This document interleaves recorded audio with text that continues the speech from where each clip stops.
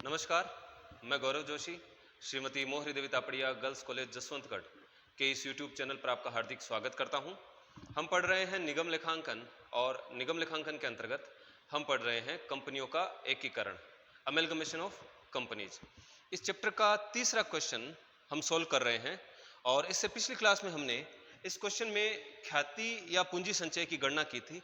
आज हम इस क्वेश्चन में जो दूसरा पॉइंट है इस क्वेश्चन का, पूछा गया है कि ए लिमिटेड व बी लिमिटेड की पुस्तकों को बंद करने के लिए जनरल प्रविष्टियां दीजिए। तो ए लिमिटेड और बी लिमिटेड दो कंपनियां थी और इन दोनों कंपनियों का समापन करके इनकी जगह एक नई कंपनी सी लिमिटेड की स्थापना कर दी गई एकीकरण के अंतर्गत। और इन दोनों कंपनियों की क्वेश्चन में बैलेंस शीट दी गई है। उस बैलेंस शीट में से हमने बैलेंस शीट के जो आइटम्स है वो यहाँ बोर्ड पर लिखे हैं। तो अब हमको ए लिमिटेड और बी लिमिटेड की पुस्तकों को बंद करने के लिए जनरल प्रविष्टियां देनी है, क्योंकि ए लिमिटेड और बी लिमिटेड का समापन हो चुका है और इनकी पुस्तकों को अब बंद करना है। ये जो एकीकरण है ये क्रय की प्रकृति का एकीकरण है। तो क्रय की प्रकृति के एकीकरण के हिसाब से हमको ए लिमिटेड और बी लिमिटेड की पुस्तकों को बंद करने के लिए जनरल प्रविष्टियां देनी है। तो पहले ए लिमिटेड की पुस्तकों में जनरल एंट्रीज करेंगे। तो journal of A limited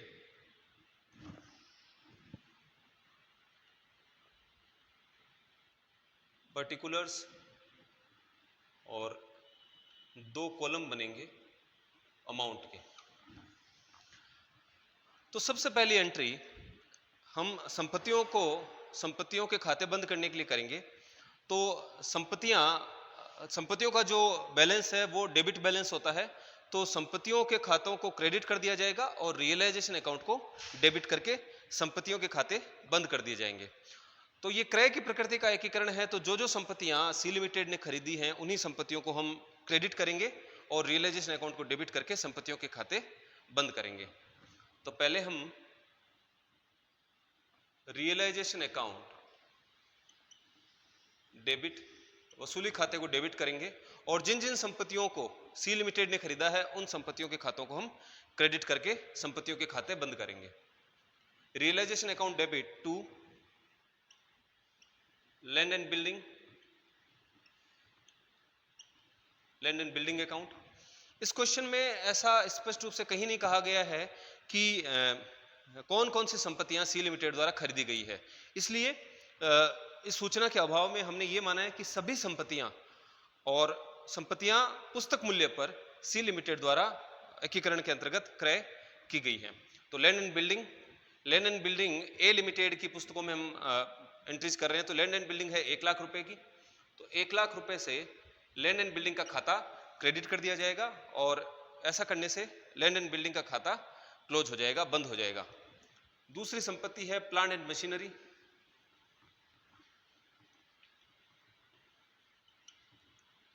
plant and machinery account, plant and machinery है 60,000 की।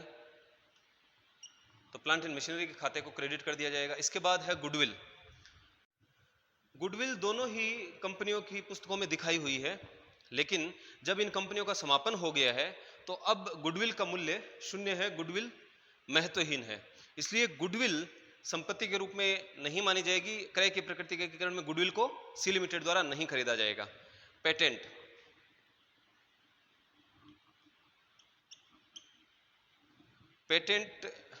17,000 रुपए का दिखाया हुआ है ए लिमिटेड की पुस्तकों में। तो पेटेंट अकाउंट को क्रेडिट कर दिया जाएगा। स्टॉक डेटर्स और cash to stock account to debtors account to cash account. तो स्टॉक डेटर्स और कैश के खाते को भी इनको क्रेडिट करके बंद कर दिया जाएगा। 26,000 रुपए, 42,000 रुपए और 17,000 रुपए। तो इन सभी संपत्तियों को सी लिमिटेड द्वारा खरीदा गया है एकीकरण के फलस्वरूप। तो इन सभी संपत्तियों के खाते अब बंद करने हैं। तो इनको सबको क्रेडिट किया गया है और रियलाइजेशन अकाउंट को डेबिट किया जाएगा। इनका टोटल कर लेंगे 1,60,000 और 17,000, 1,77,000 प्लस 26,000 प्लस 42,000 प्लस 17,000, 2,62,000। तो सभी संपत्तियों का मूल्य है 2,62,000 और रियलाइजेशन के खाते को हमने डेबिट कर दिया 2,62,000 से। इसके बाद दूसरी एंट्री की जाएगी दायित्वों के खातों को बंद करने के लिए। तो दायित्व पक्ष में, लायबिलिटी साइड में, क्रय की प्रकृति के एकीकरण में जो ट्रेड क्रेडिटर्स और क्रेडिटर्स फॉर एक्सपेंसेज हैं, ये दो दायित्व सी लिमिटेड द्वारा क्रय किए गए हैं। तो इन दोनों के खातों को बंद करने के लिए लायबिलिटीज को डेबिट किया जाएगा और रियलाइजेशन अकाउंट को क्रेडिट किया जाएगा। लायबिलिटीज का जो खाता है, लायबिलिटीज का बैलेंस क्रेडिट बैलेंस होता है, इसलिए इनके खातों को बंद करने के लिए इनको डेबिट कर दिया जाता है, जिससे ये इनका खाता क्लोज हो जाएगा। Trade creditors account debit,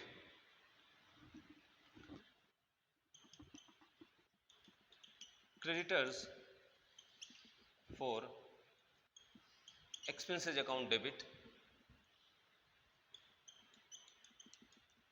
to realisation account. तो ट्रेड क्रेडिटर्स हैं 19,000 के और 1,000 का है क्रेडिटर्स फॉर एक्सपेंसेज। इनको डेबिट करने से इनके खाते बंद हो गए और 20,000 से रियलाइजेशन अकाउंट को क्रेडिट कर दिया जाएगा। अब जो परचेज कंसिडरेशन, क्रय प्रतिफल देय है, जो परचेज कंसिडरेशन ड्यू हुआ है ए लिमिटेड को सी लिमिटेड द्वारा 15,000 इक्विटी अंश 20 रुपए प्रति अंश के हिसाब से दिए जाएंगे। तो इससे पिछली क्लास में जब हमने ख्याति या पूंजी संचय ज्ञात किया था, तो उस समय हमने परचेज कंसिडरेशन की कैलकुलेशन भी की थी। तो ए लिमिटेड को 15,000 इक्विटी अंश 20 रुपए प्रति अंश के हिसाब से दिए जाएंगे। तो 15,000 को हमने 20 से गुणा किया था, तो 3 लाख रुपए परचेज कंसिडरेशन की राशि आई थी, ज्ञात हुई थी। तो परचेज कंसिडरेशन सी लिमिटेड द्वारा ए लिमिटेड को चुकाया जाएगा 3 लाख रुपए का, और वो अब ड्यू हो चुका है। तो जब ड्यू हुआ है परचेज कंसिडरेशन, तो परचेज कंसिडरेशन ड्यू होने की एंट्री की जाएगी C limited account debit. C limited अब देनदार है, तो सी लिमिटेड को डेबिट किया जाएगा, सी लिमिटेड से पैसे लेने हैं, और रियलाइजेशन अकाउंट को क्रेडिट किया जाएगा टू रियलाइजेशन अकाउंट 3 लाख रुपए से।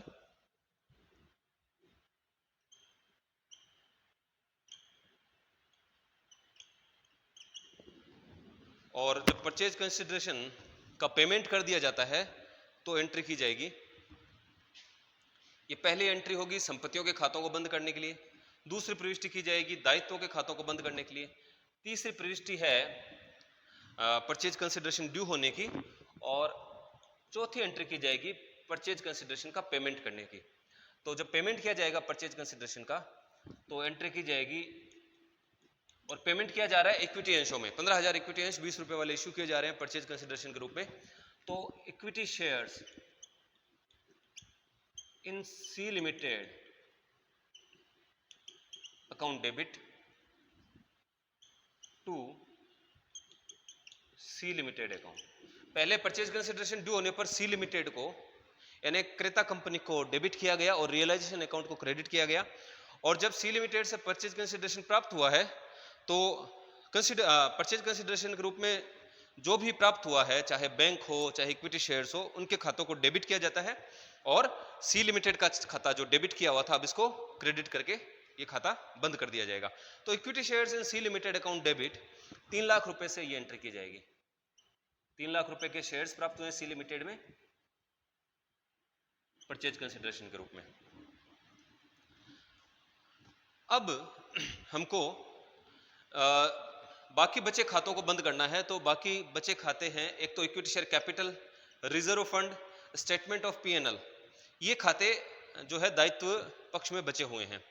तो ये सब जो रिजर्व फंड है और जो सरप्लस है, यानी स्टेटमेंट ऑफ पीएनएल का बैलेंस है, ये सब समता अंशधारियों से संबंधित होते हैं। रिजर्व एंड सरप्लस और जो शेयर कैपिटल है वो समता अंशधारियों से संबंधित होती है। तो इन तीनों का जो बैलेंस है वो इक्विटी शेयर होल्डर्स के खाते में ट्रांसफर कर दिया जाएगा। तो पांचवी एंट्री पांचवी एंट्री की जाएगी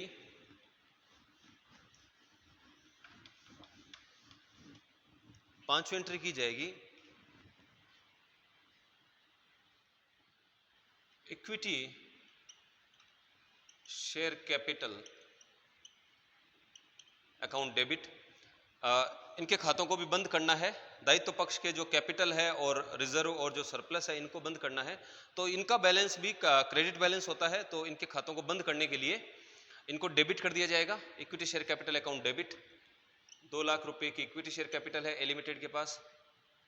इसके बाद रिजर्व फंड, विलय की प्रकृति का अगर एकीकरण होता तो विलय की प्रकृति के एकीकरण में रिजर्व और सरप्लस क्रेता कंपनी द्वारा, यानी कि जो कंपनी नई बनी है एकीकरण के फलस्वरूप उसके द्वारा खरीद लिए जाते हैं।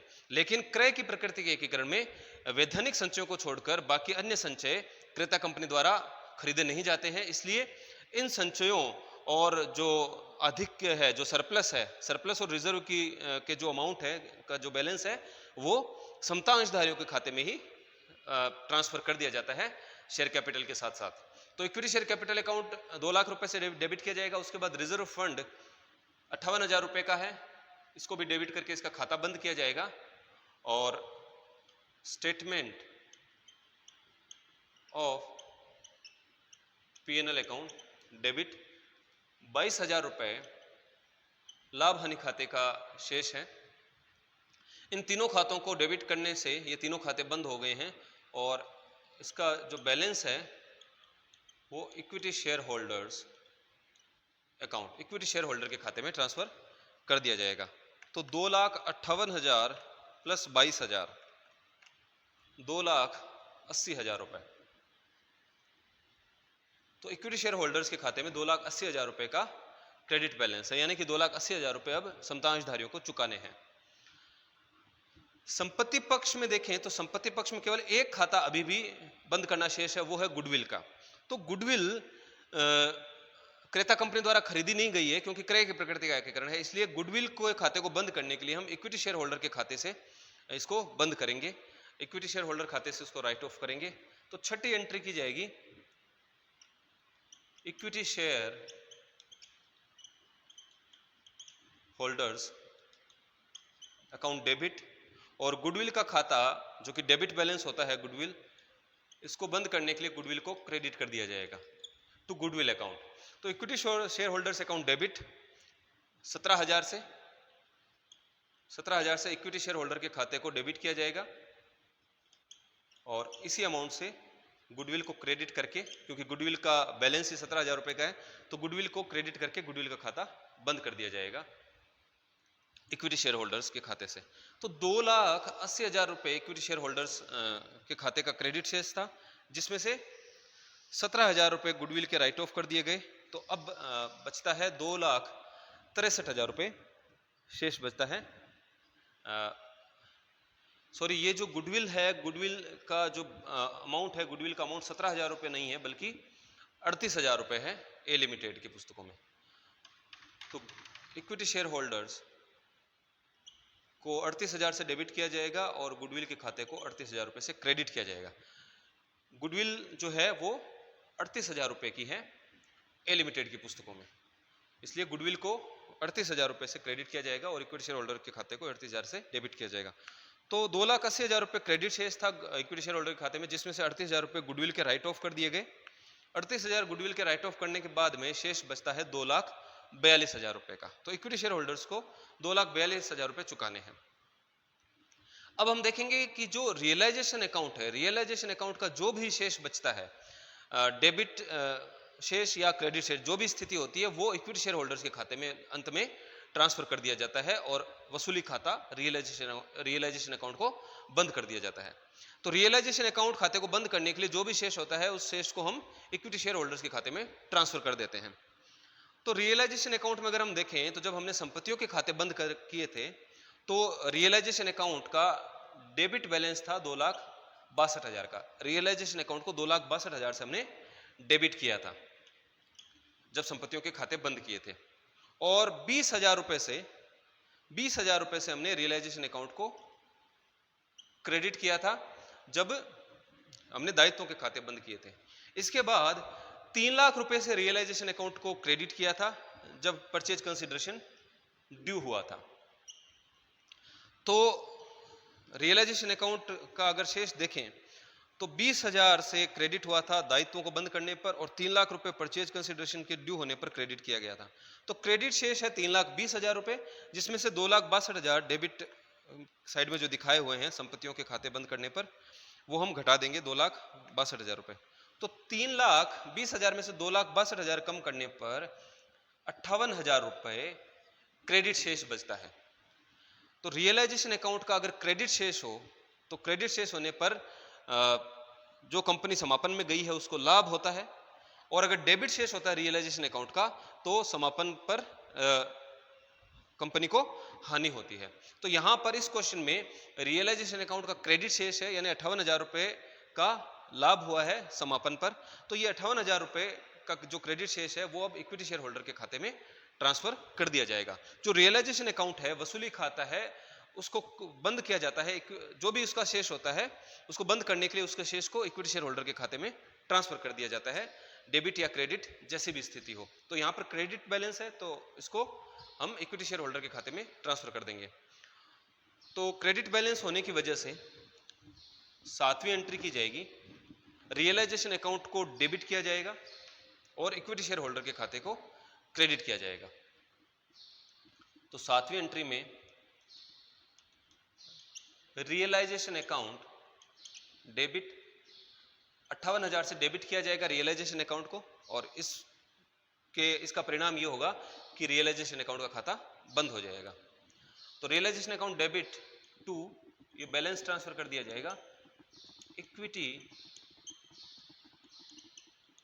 Share holders account. तो 58,000 रुपए इक्विटी शेयर होल्डर अकाउंट में ट्रांसफर कर दिए जाएंगे, और लास्ट में जो परचेज कंसिडरेशन के रूप में अंश प्राप्त हुए हैं 3 लाख रुपए के, वो इक्विटी शेयर होल्डर्स को निर्गमित कर दिए जाएंगे, इक्विटी शेयर होल्डर्स को दे दिए जाएंगे। तो अब अगर देखें इक्विटी शेयर होल्डर का खाता क्या शेष दिखा रहा है, तो 2,80,000 रुपए से क्रेडिट किया, उसके बाद में 38,000 से डेबिट किया, 2,42,000 और फिर 58,000 से फिर से क्रेडिट किया। तो 3 लाख रुपए का क्रेडिट शेष दिखा रहा है इक्विटी शेयर होल्डर खाता, और 3 लाख रुपए के ही हमको इक्विटी अंश मिले हैं सी लिमिटेड में परचेज कंसिडरेशन के रूप में। तो इक्विटी शेयर होल्डर का खाता 3 लाख रुपए से क्रेडिट है, और इसके खाते को इक्विटी शेयर होल्डर के खाते को बंद करने के लिए इक्विटी शेयर होल्डर्स के खाते को डेबिट कर दिया जाएगा। Equity share holders account debit 3 lakh रुपए से, और इनको सी लिमिटेड से जो इक्विटी शेयर्स प्राप्त हुए हैं वो इनको निर्गमित कर दिए जाएंगे। Equity shares in C limited account 3 lakh रुपए के इक्विटी शेयर्स इनको ट्रांसफर कर दिए जाएंगे, निर्गमित कर दिए जाएंगे, इशू कर दिए जाएंगे। तो equity share holders account debit कर दिया जाएगा 3 लाख रुपए से, और क्रय प्रतिफल के रूप में सी लिमिटेड में जो इक्विटी शेयर्स प्राप्त हुए थे उनको क्रेडिट करके इनका खाता बंद कर दिया जाएगा। तो इस प्रकार से ए लिमिटेड की पुस्तकों को बंद करने के लिए ये जनरल प्रविष्टियां दी जाएंगी। आज के लिए इतना ही। मैं आशा करता हूं कि आज की क्लास में हमने जो भी पढ़ा आपको अच्छे से समझ में आया होगा। इस वीडियो को लाइक कीजिए, शेयर कीजिए, हमारे YouTube चैनल को सब्सक्राइब कीजिए। धन्यवाद।